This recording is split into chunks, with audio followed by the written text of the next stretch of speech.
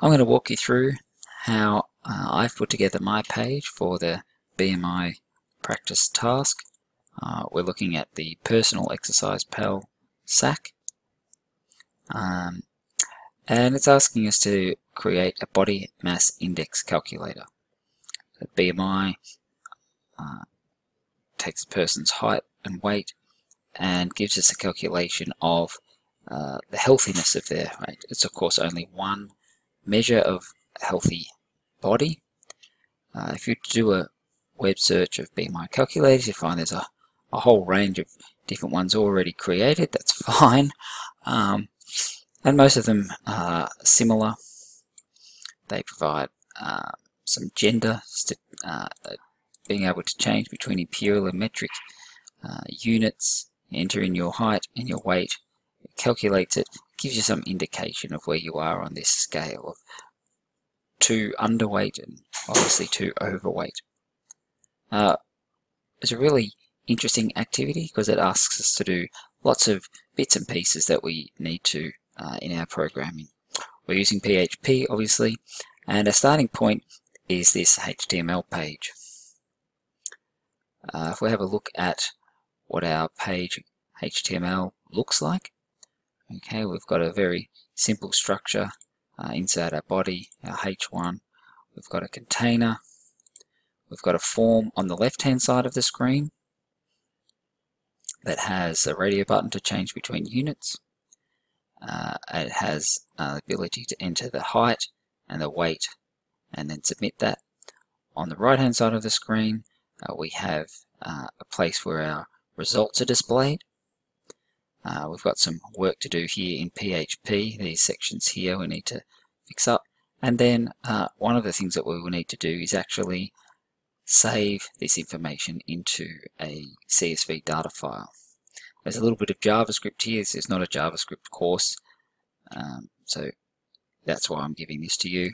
The CSS is fairly straightforward. I'm using flex sizing, and I'm also using these CSS styles to do our coloring for our feedback.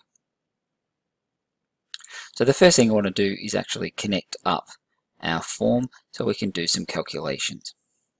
A thing to remember when you're creating forms is that anything that you want to be submitted by the form needs to have a name.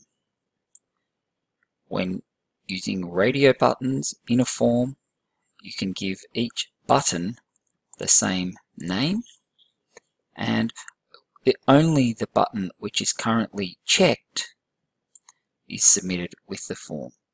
So let's see what happens when we type some data in here. So let's say we're going to be 1 meter, 80 tall, and we've got a weight of 75 kilograms. So nothing's going to happen because I haven't programmed it, of course. Let's make sure that we're looking at the right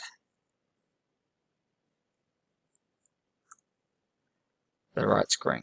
Okay, so 1 meter, 80 and 75 kilograms. And when I click on that, I get this submitted up here. So this is the data that was collected in the form. We've got units at metric, so that's selected there. We've got height 1, which is the meters part, height 2, which is the centimeters part, and the weight, which is here. So if we change to imperial, we've got that little bit of JavaScript I was talking about, actually just changing the labels here. So we enter in that we're 5'10" and weighing 175 pounds. Calculate that. You can see our units are now imperial. Our height is 5. Our 5 feet 10. So there's 2 height fields, and our weight is 175. So this is what the HTML form. I haven't done any PHP programming yet. This is all HTML. This is what a form gives us. It's a key value pair set. So the first thing we want to do in PHP, inside the head section, is where I'm going to put all of my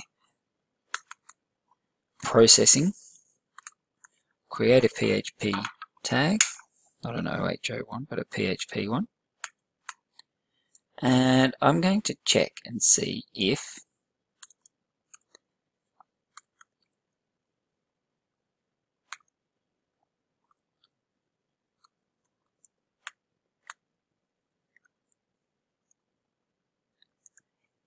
inside the get array there is a key called submit.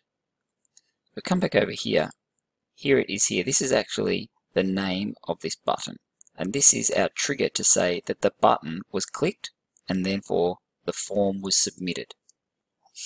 When we come to this point here, straight into the page, the button is not clicked.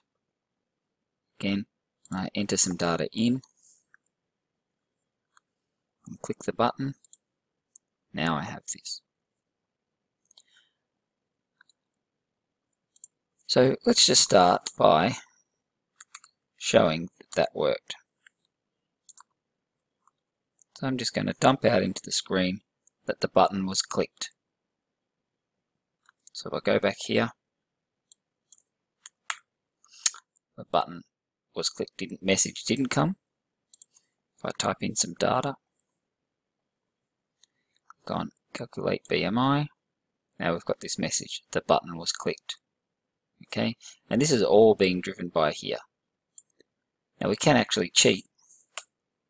If we type in here submit, button was clicked, there it is. So this is one of the reasons why in a production environment you're much more likely to use the post method rather than the get method. But when you're developing a new page, often it's a good idea to start with get, because you can see in the URL what data is being collected. So let's go back to collecting our 1 meter 80 at 75 kilos in metric. Okay. Now what are we going to do with that information? Well, we want to calculate the BMI. So let's just get that part working.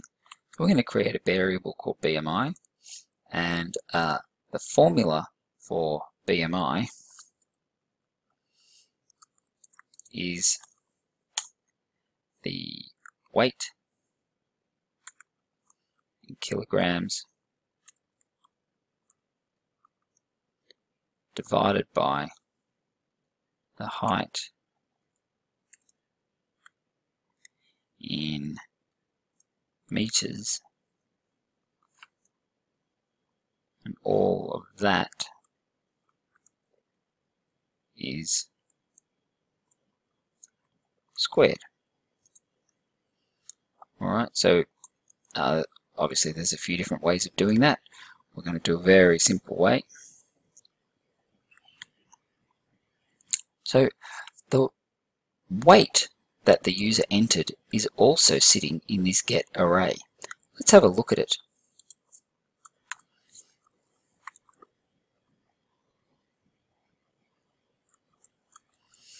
So we can use the print r function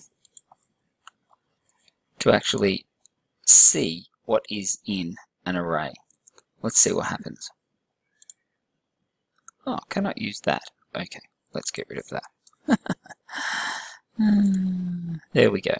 So our array has got units, a key called units, has a value metric, a key called height 1, which is a value 1, a key called height 2, which is a value 80, a key called weight, which is a value 75, and a key called submit, which is a value of nothing. And that is the same as what's happening up here. So in order to get to the weight variable,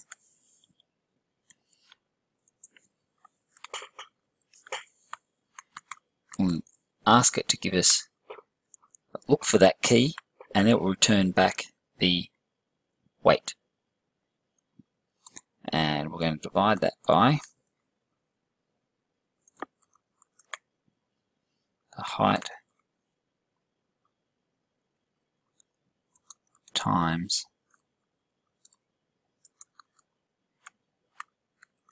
height. Now, we're going to create ourselves a little pre-tag here, and this will allow us to actually look at our data in a more convenient way. So let's start by, we'll just take this out of here and pop it in there. Oops. Of course, we need to put a PHP tag in here as well.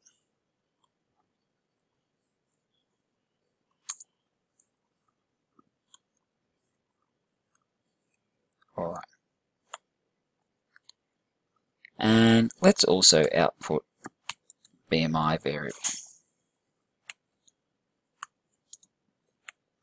Now, I have to do a little bit of fiddling here. Oh, and I have to do a bit of fiddling because I've only declared the BMI inside this if statement. So as soon as this if statement closes, this BMI variable no longer exists. So if I want to use it outside here, I need to actually declare it outside here.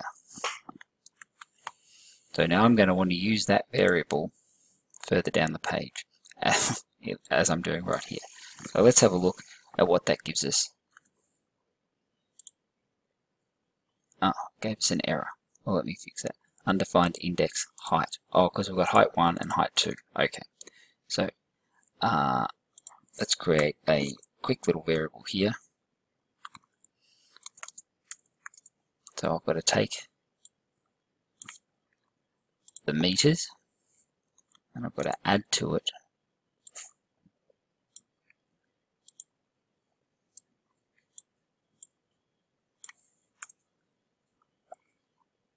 so height 1 and height 2 divided by 100. And in here I've got my new height variable times itself. Alright, let's see if I fix my errors here. Because of course these are called height 1 and height 2. Oh, look at that. So you can see when we put it inside a pre-tag, that's short for pre-formatted, we get this nice little setup, and we can actually see the associative array that is set up. And we've got our BMI. Let's go and see if it matches. So if we log on to the Heart Foundation, on metric, we had 180 centimeters and 75 kilos, and the BMI, 75. Oh, what's it doing? 180 centimeters, 75 kilos. Gives me a BMI of 23.1, 23.148. Okay, so we're confident. Well, we'll still have to do a lot more testing, but we're confident that we're on the right track. The problem is that we actually have, well, we can put this down here, can't we? I'll come back to that. We've got this calculation happening inside the display page. And what we actually want to do is get rid of all of these calculations, all of the logic of our program. We want to get it out of the displaying page. This is called separation of concerns.